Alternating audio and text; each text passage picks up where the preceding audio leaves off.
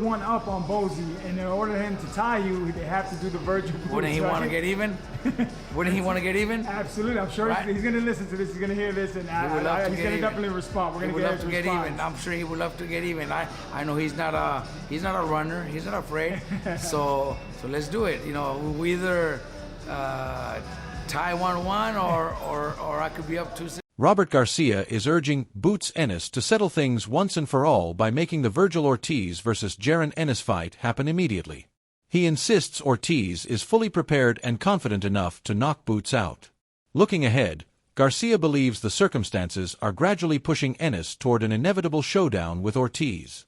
In his view, the matchup now makes more sense than ever before, and he insists the time has arrived for both camps to finally move this highly anticipated fight closer to becoming reality. Look, I think at this point, if, you know, now that Kelly's out, because there's no way they could put him in November, he doesn't have a choice. And the zone is going to push for that fight. Eddie should also push for that fight.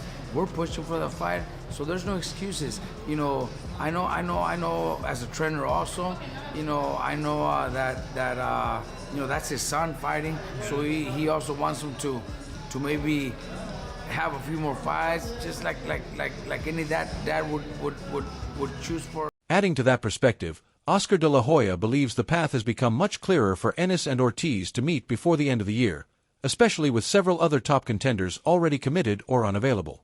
He argues that this is now the fight that makes the most logical sense for the entire division. I definitely want to see him against Bozy. That's the bottom line. There's no ifs or buts. The fight to make is Bozy Ennis, Vergil Ortiz, especially what happened this past weekend with Tim Tszyu, with Errol Spence, with this Josh Talley I haven't heard of, which got busted up, his forehead, his nose, so he can't fight till next year. Fundora already has an opponent later on this year, so the fight to make is Bozy Ennis and Vergil Ortiz. Let's go. Building on that position, Oscar De La Hoya insists his team is completely committed to making the Ennis fight happen. He recognizes Ennis standing within the division and accepts that the financial terms should reflect his status, provided the agreement remains fair and reasonable for both sides involved. The fight we want 1,000%. Okay. And I know that Bozy Ennis deserves the lion's share of the pie. We know that. It's fine. Let's just make sure that it's fair for both sides, because Vergil Ortiz deserves it. He's a great champion. And obviously, Bozy Ennis is a great champion. At the same time, Robert Garcia praised Ennis for his willingness to take risks instead of relying on a cautious or defensive approach. He described Ennis as the type of fighter who consistently aims to entertain the fans while making a powerful statement every time he steps inside the ring. He would love to get even. I'm sure he would love to get even. I know he's not a runner. He's not afraid. so let's do it. You know, we either tie 1-1 or I could be up 2-0. 2-0. All right, there you have it. That man. would be awesome. That's it. I mean, the fans are gonna go crazy for this fight. It's gonna be one of the fights of the year. Great fight. And I know the way Bozy thinks and the way he fights, it'll definitely be one of the best fights of the year. But the fight needs to happen. Absolutely, man. You heard it here first.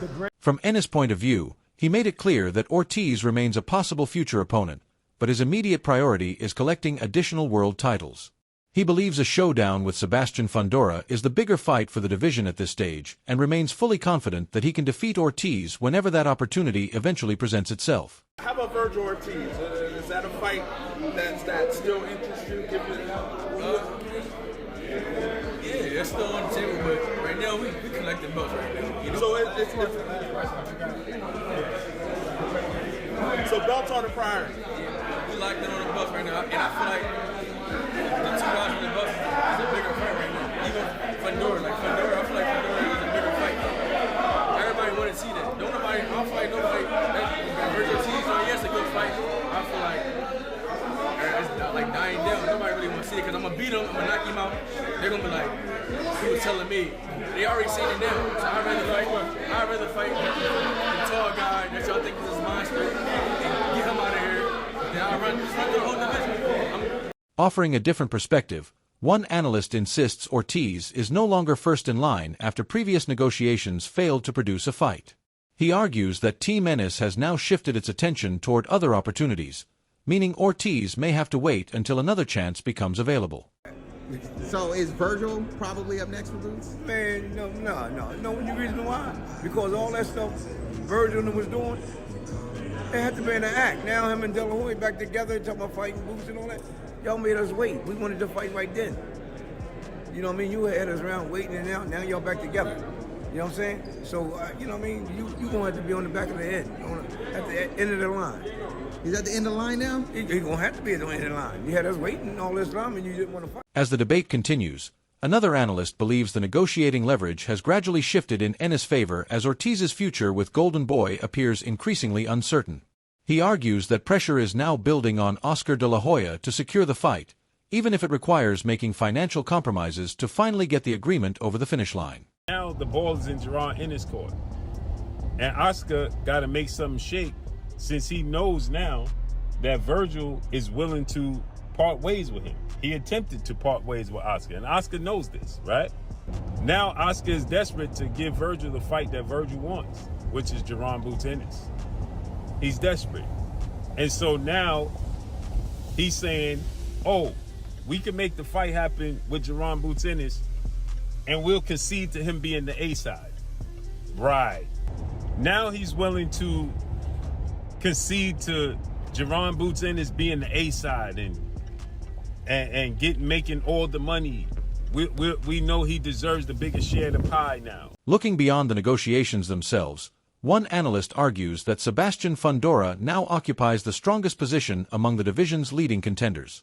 He believes Fundora has every reason to pursue a unification fight with Ennis, while Ortiz could be left with fewer and fewer realistic options if that matchup comes together. In his opinion, that situation may eventually force Ortiz's team to become considerably more flexible during future negotiations. Jaron Ennis becomes suddenly very attractive to Vergil Ortiz, who got 3 belts. And is making a claim that he's the best fighter in the division. Now you Sebastian Fundora, what you do? You got 1 belt. You want to be the best fighter in the division. And now Jaron Ennis is going to be calling your name, Fundora. So that makes Fundora very, very attracted to Jaron Ennis, which leaves Vergil Ortiz where? On the back burner. Who's he going to fight? Now Oscar's talking about Vergil fighting Tim Tszyu, who just beat Errol Spence. Options. He's running out of options. He don't have options. Point blank and period. Now they're desperate and willing to concede to anything to make the fight. Adding another opinion to the discussion, Bernard the Boxer believes Ennis should move ahead with the Ortiz fight without dwelling on what happened during previous negotiations. He argues that the matchup remains the most meaningful opportunity currently available and sees very little reason to postpone it any longer. In his view, a victory over Ortiz would answer many of the remaining questions surrounding Ennis. That's exactly why he believes it is the right fight to make next. Well, I think Boots should take the fight. That's what I'm saying. It don't matter. Just say, y'all killing yourself with the fighters. Stop that stupid. The man gonna fight. That's it. You know. Boots said he'll fight him. It don't matter. Boots. That's a great fight for Boots. If I'm Boots, get him up there. I get him up there. If that's the. I don't give what happened last time. Let's fight. I don't care about none of that. Okay, now you ready to fight? Let's fight then. You wasn't so sure months ago. Okay, now you sure? Let's fight. Because Boots still needs that validation. He still needs to prove that, you know. Fundora's going up. He's fighting his mandatory. There's nobody else in the realm for Boots to fight. The analyst emphasizes that this unique stylistic matchup is precisely what makes the contest a dream fight for boxing fans. He expects an intriguing chess match under the bright lights where both elite competitors will eventually be forced to dig deep and overcome serious challenges to survive each other's skill sets. It's now, like I say, he might have shot himself in the foot with the negotiations, but it's on them. You know, it's on y'all. Y'all went somewhere else. Y'all went talking somewhere else. Y'all went and did all that. So Boots is going to get the majority of the purse. He deserves the majority of the purse. He's a couple times world champion. Vergil Ortiz has never even sniffed a world title. And so it is what it is. They have to take what they in a position to have to take what they can get. Manx isn't holding back with his opinion, and many would argue it's difficult to disagree with his reasoning. When a fight makes this much sense on paper, The only thing capable of stopping it is unnecessary delay. His frustration comes from a genuine sense of urgency because elite fighters only have limited windows to compete at their absolute best. Styles like these rarely align twice, so he believes both sides should stop negotiating around the smaller details because the fight itself has already sold itself to the public. That part of it, because Boots is now the champion. Boots is the unified champion here. He enhanced his himself with that win over Xander Zayas. He's taken a big step forward. So, look, all I know is I want to see this fight next. Josh Kelly, respectfully, you can wait your turn. Sebastian Fundora, you got something else coming up. The boxing world wants to see Boots versus Vergil. They wanted to see it with no belts on the line. They want to see it more with 2 belts on the line. Needs to happen next. Tomorrow's point goes straight to the heart of why this matchup is so explosive and unpredictable. That's exactly why he refuses to choose a winner in advance. For someone who usually commits firmly to one side, declining to make a prediction speaks volumes. This is one of those rare matchups where the styles, physical attributes, and timing are evenly balanced enough that either fighter could realistically walk away with a spectacular highlight reel knockout victory. Mr. I talked to Rick Meridian, Mr. I know everything behind the scenes. You don't know squat, Mannix, because you don't know the boxing business. Anytime we get close to a fight and it derails in time for some amount of months, and like you said, it's 9 months. That's a lifetime in boxing.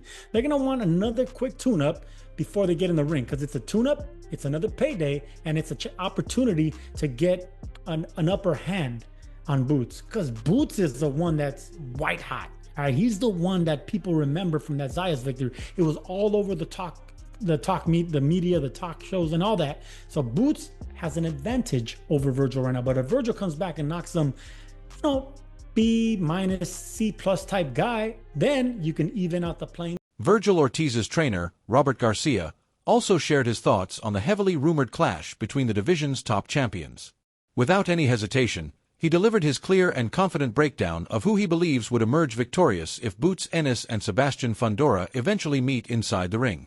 He knows my team is a hard-working team. He knows my team is always going to be in great shape. We already faced them with Raymond Morataya and Andy Cruz, and everybody knows the results. Raymond looks sensational, looks strong, and he knows that we have a solid team. He knows that my team is going to go out there and put the best, do the best out there to win that fight. So maybe that's his reason to be maybe avoiding it. I don't know. I could be wrong. Hopefully I'm wrong, because I think there's no other excuse. The fight should happen by November. So you're one up on Bozy, and in order for him to tie you, they have to do the Vergil. Wouldn't he want to get even? When discussing a possible showdown against Bozy Ennis, Garcia delivered an extremely bold warning regarding the power and ability of his own fighter. He confidently made a fearless prediction about exactly how Vergil Ortiz would deal with the unified champion if the two finally step into the ring together. I'll tell you, I feel like Vergil knocks out Boots. Vergil knocks him out. How many rounds, Robert? When he lands. So it could be 1 to 12, any of those. I think. Why do you say that? No, I agree. And Boots has heart, man. He's from Philadelphia, but I think that's also something that could not help him, because he has heart and he'll fight. He has heart. Meanwhile, the Grandandy twins are not focused on any one specific opponent for Ennis. Instead, they insist the priority should simply be seeing the best available challenger step forward. They believe any matchup involving Ennis and another elite contender would produce a compelling and exciting contest because of the quality both fighters bring into the ring. For them, the biggest attraction is watching two world-class competitors settle everything through competition. Whoever steps up to the challenge, it's definitely that. I wouldn't say a single person, because it's whoever is in that ring at that moment and wants to contest to it. It's never going to be no strict fighter that I want to see. That's just me personally. So whoever is willing to step in the ring and challenge that throne, then challenge the throne. Again, this is always an entertaining fighter from winning fights. Always an entertaining fighter. So it would be definitely interesting seeing them in the ring, seeing them compete. Two world-class fighters, again, it's definitely always interesting seeing two world-class fighters go head-to-head against each other, and especially if it's... Turning to the stylistic matchup, Coach Breadman expects Ennis to edge out a competitive battle against Ortiz because of his superior jab and consistently effective offense. Even so, He views Ortiz as a fundamentally sound inside fighter whose compact punching technique and polished fundamentals would make him an extremely dangerous opponent throughout every round of the contest. I think that Vergil and Boots go longer. I think that Vergil is a little bit more talented than Fundora. I think Boots beat Vergil because he has a better jab and can kind of score too many points with his straight punches, and Vergil marks up. And Boots is he's constant with his attack. Vergil marks up, he swells up, he bleeds all over the place. I think that will play a factor in the fight. I think it will go longer, but I think that Vergil is very fundamentally sound in the mid-range and on the inside. And he doesn't drop his hands, he throws his punches right from where they're at, and he throws short, crisp hooks and uppercuts, and he's kind of even-handed. Building on that analysis, Coach Breadman warned that Ennis cannot afford even brief defensive lapses during close-range exchanges with Ortiz. He believes Ortiz's compact technique, sharp accuracy, and efficient punching could quickly punish any openings if Ennis becomes careless or too loose with his shot selection. And I think that in there, that Boots will have to be really, really sharp, because although Boots is more talented than me, I think sometimes Boots right in those ranges, he drops his hands a little bit and kind of wings his shot sometimes. And Vergil is a little bit more tighter and shorter right there. I think that will be the one area that Boots will have to be careful with Vergil if they're exchanging. Like, let's say they're exchanging hooks and Boots throws one of his winging type of hooks and Vergil just sit on one, boom, and turn it right over. I think that will be right there, where Boots could possibly have some trouble. So I think that he will have to be more careful with Vergil. Offering another technical breakdown, Sean Porter views Ennis as the more versatile fighter, highlighting his ability to switch stances effortlessly, combine speed with power, and launch attacks from multiple angles. He contrasts that with Ortiz, whose offense he believes depends more on patient shot selection designed to maximize his punching power. Porter believes that stylistic difference could ultimately shape the pace of the fight and force both men into making important tactical adjustments. Boots is like water, man. He goes from the speed to the power. He goes from the left to the right. The leverage. He goes, he switch hits, More athletic, faster. Yeah. Just defense. He does it with no defense. I think Ortiz has the call on his speed. You know what I mean by that? No. So what I mean by call on his speed, like, you have guys who are just fluidly boom, boom, boom, boom, boom, boom. And then you got other guys like Ortiz, fights with a lot of power, but now I got to pull back on his power and set you up with the speed. Like, he has to be intentional and be selective with what he chooses to punch with. On the other hand, Timothy Bradley dismisses suggestions that Ortiz was avoiding Ennis, insisting the delay resulted from financial negotiations rather than any unwillingness to fight. He believes Ortiz genuinely wants to prove himself both personally and to those who continue questioning him by facing the toughest opponents available. At the same time, Bradley argues that passing up the chance to fight Ennis may have left Ortiz in a different position than where he otherwise could have been today. All right? Boots way longer than him. Reach. Boots can set up shop further out, away from Vergil. Vergil uses the high guard as a primary defense. Boots punches through that, punches around that, set lateral traps up on him. Vergil's one-dimensional. Yes, one-dimensional, dog, for real. One dimension is not gonna beat a whirlwind of dimensions. It's not. Now, he might get lucky and land a hard shot and hurt him. And then maybe finish him, but we can sit here and we say, but what if, but what if, but what if, but what if, but what if? We can say all of that, but I personally don't see it happening. I don't. It's gonna be a lot of heat, flaming heat coming at Vergil, for real. Timothy Bradley expects Ennis to hold the clear advantage against Ortiz, predicting a one-sided performance similar to the Stanionis fight. He believes Ortiz's pressure-heavy style would create exactly the kind of opportunities Ennis exploits better than almost anyone. In his opinion, Ennis' ability to read the action, adjust naturally, and respond instinctively would allow him to take complete control as the fight continues to unfold. Boots one of the best counterpunchers in the game. That's why Boots is so damn dangerous. Because he get hit and then he's still landing at the same damn time. He punching in between punches. He's slipping punches and countering. He's making all this stuff up as he going, because he's just off a field. Off a field, just, I could do that, I could do this, I could do that. just off a field. Yes. Some fighters, that's what they do. That's how they operate inside the ring, right? See, Ortiz, KOs, Boots in 5 rounds. Nah. Hey, big dog. Nope.